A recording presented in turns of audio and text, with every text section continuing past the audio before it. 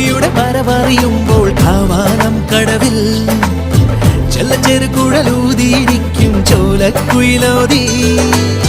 അന്നക്കിളിയുടെ വരവറിയുമ്പോൾ കാവാലം കടവിൽ ചെല്ലച്ചെറുകുഴലൂതിയിരിക്കും ചോലക്കുയിലോതി. കളിരിട്ട കടലികൾ വിളിക്കുന്നുണ്ട് അവളെ നിലവയിൽ.